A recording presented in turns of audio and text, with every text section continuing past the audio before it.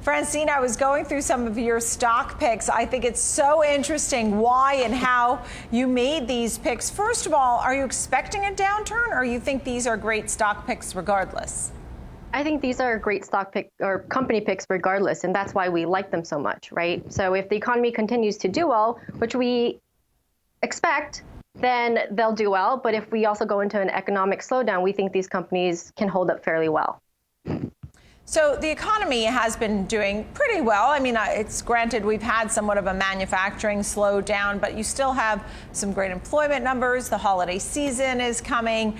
What's the sentiment that you're hearing? So we want to run with our winners and industries that will do well in either situation, right? So that's why for one of the companies that we really like, ULTA, Mary Dillon has been a great CEO who has focused on e-commerce and digitalizing beauty, but also really important is affordable beauty. And that's where we think the company can do well if the market does slow down. So a name like Alto, which was such a darling, it started to pull back a little bit. It took a big leg down from its earnings report on August 29th, 30th, right around that time. You saw that big leg down. But what are your thoughts? Do you think it has upside potential? I agree with you on the digital part of it. It's so exciting. And I guess somewhat recession-proof. Yes.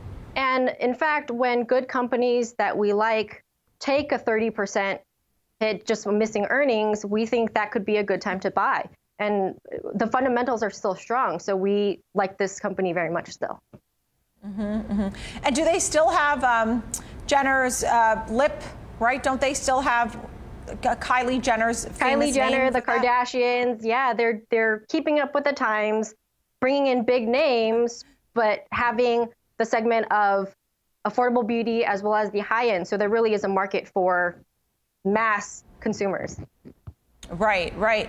Another name that you hit my heart with, and it's no doubt any pet lover would be a fan probably of Zoetis, because we would all do anything for our pets, even during a recession. Yes, the pet industry has been booming. Last year, people spent over $72 billion on their pets. And as less and less people are having less and less kids and humanizing their companion pets more and more, if my dog gets sick, even in a recession, I'm not going to stop taking care of my 90-pound golden retriever. I love him too much. Oh my God! I wish he had done the hit with him sitting next to you. Wouldn't that have been great? I know. I wanted to bring him in next time. That would have been great. I would have had mine with me too, my Springer Spaniel. But I think it's interesting when we take a look at a stock like Zoetis. It's not too far off its high, right? So I saw that the recent high was around 130, sitting around 122. Are you concerned about valuation at all here? Not really. And part of the reason why is because we focus on long term. And if we are thinking about investing in the future, right, we think that this company still has a lot of upside. Sure, there may be some volatility, but if long-term investing is part of the game, then we like this industry. It's growing, and that's why we'll continue to invest in this industry. And the last one you have is Home Depot, right? I mean, people always wanting to improve their homes, maybe not even buy a home, but just fix up the one they have. Exactly. So our theme with a few of these companies that we're talking about is what will hold up in an economic slowdown.